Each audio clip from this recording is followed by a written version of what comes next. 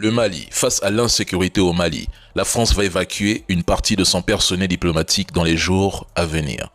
Mais je croyais qu'ils étaient déjà partis depuis 2 semaines.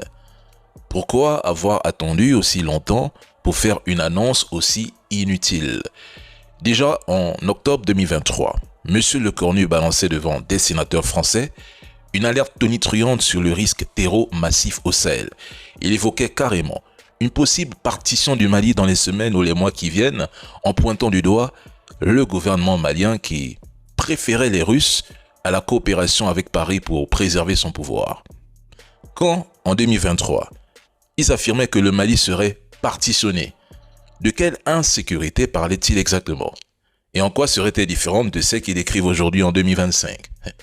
Ils ont passé 10 ans à dire qu'ils sont indispensables au Sahel. Sans eux, le Mali tombe en 3 mois et quand ils partent en claquant la porte, plein de mépris et de condescendance, ils constatent que le Mali ne s'effondre pas comme prévu. Du coup, 2 ans après, ils reviennent avec la même musique mais en mode en fait, c'est trop dangereux, on réduit le personnel.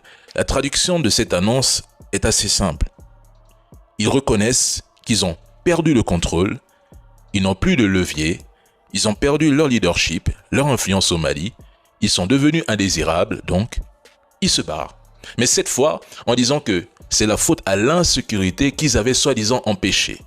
Ils ont perdu le combo, ils ont perdu la phase géopolitique, ils ont perdu des milliards d'euros, ils ont perdu l'accès aux ressources, la position stratégique. Et aujourd'hui, le Mali collabore avec d'autres puissances et je vous le dis sans me tromper, mesdames et messieurs, ils ont très mal, mais vraiment très mal.